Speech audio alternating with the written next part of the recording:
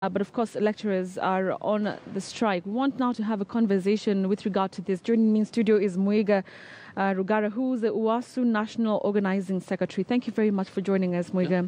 All right, so I'm sure it's, they're just devastating to hear the concerns of students. They're just saying that, this is not the first time. Last year we had another similar strike. What can you say really is the effect of all this, especially on the students, even before we come to the issues surrounding this issue? Yeah, for sure, we empathize with the students because of the frustrations they are going, especially when their learning is interrupted several times in a year. Right. And Betty, I'll tell you that last year we went for 3 strikes just to negotiate one CBA, have it negotiated, signed and implemented. Right. So this time, that CBA that made us go on 3 strikes last year was overdue. It had already expired because it was expiring on June 30th, June 2017. Exactly. Now we have another CBA that was starting immediately, 1st July 2017, up to 30th June 2021. That CBA is the CBA in question now. One. Right. Yeah. Okay. So what is the where are we? Because the public universities, apparently they've offered the strike university lecturers about 6.8 billion shillings. First of all, can you confirm this? I must say here that that is a figure we are also reading in the papers. A CBA negotiation process has two processes that are mandatory. One is the proposal from the union, which we gave in March last year, 2017.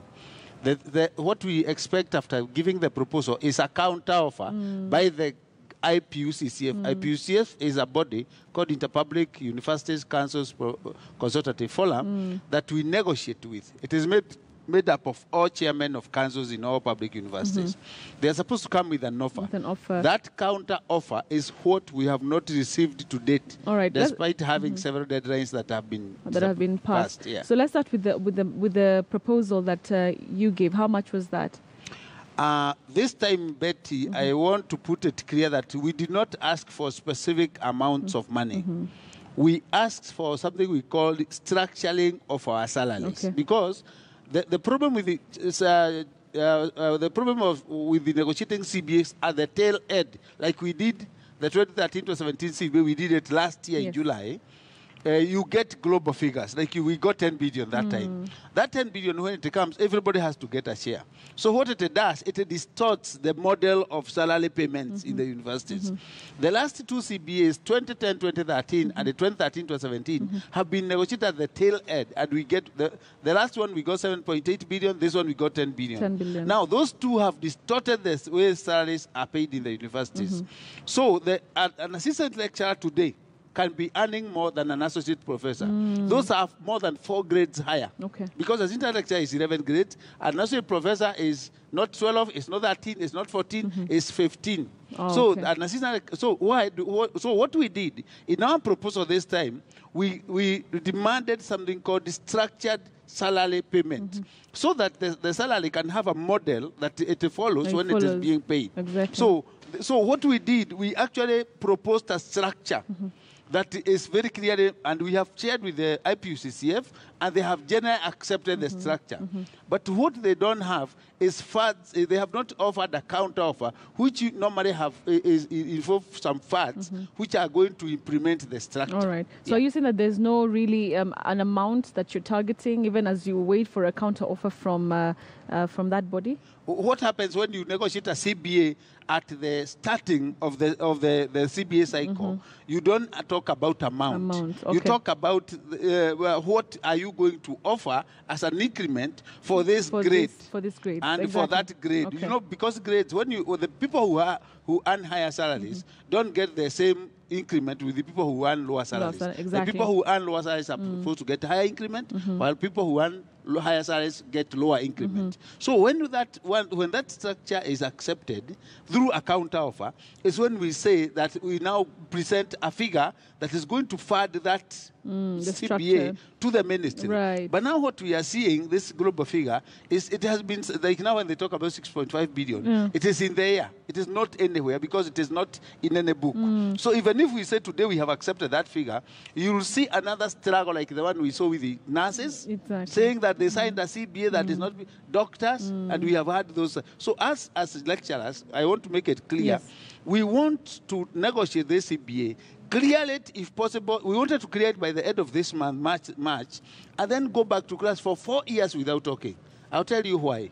You have realized that NAT is not talking. You have realized that Civil Servants Union is not talking. Yes. You have realized doctors are not talking. The doctors who are actually talking are the doctor lecturers. Because they have missed some money they are supposed to be paid. Why? Because doctors, civil servants, and nurses are already earning 2017-2021 CBA. The only sector in Kenya that is not earning 2017-2021 is university employees. And that is where the problem is. And that's where the problem is. So even as the public universities, coming out, through their, the Vice Chancellors Committee chairman saying that, they've given this monies to you. There's really no document, to show that, this is our offer. Everything is in the air. That's what you're saying. A CBA has two mandatory processes. One is the union lights a proposal and it hands over to the IPUCCF. Exactly. The IPUCCF goes and drafts a counter offer. They bring it on the table. Then you sit down because it is a negotiation. That's why it's called a CBA negotiation. You negotiate, and when you come up with a certain figure to fund that CBA, is what you present to the ministry. So far, we have not negotiated anything because there is no counter offer. So nobody can say that they are proposing this amount, because even if you are proposing, you should put it in the counter offer, bring it into the negotiation table. And trying to give figures like that is actually what we call lack of good faith in negotiations. Because when you have why do you say that? Lack of good faith? There is lack of good faith because if we are negotiating to sell something like land or car, you don't shout the figure you are offering, and so that the neighbors can hear you are giving me very good money. You actually come, we negotiate. And when we agree, that's the time we table now officially that this is what we have agreed. When people go shouting that we are giving them 6.5 billion, they are trying to tell the public that we are refusing money. But that one is in the air. We need a paper written. Even a zero offer is a zero is an offer. We don't need to talk about billions. Let's talk about a counter offer and bring it on the table in the negotiation table. All right. So that's where we are at right now. Moving forward, in the coming days, so what do we expect? Okay, of course, like today, I understand, of course, there's that march. There's that protest, of course. We've seen this protest not really working, in the previous strike. So then what is the way forward? We just wait and see what the Education Ministry will offer? What exactly happens is that sometimes when you have so many frustrations, disappointments, betrayal, you may need to bring them to public. And let me tell you, if there is somebody who is frustrated at the moment, it's a university don, on a university employee. Because there are so many things happening in the university that if we mention here in public, you'll be surprised. Do you know? Things like what? Do you know, as we are talking, there are universities that are not limiting NHIF deductions.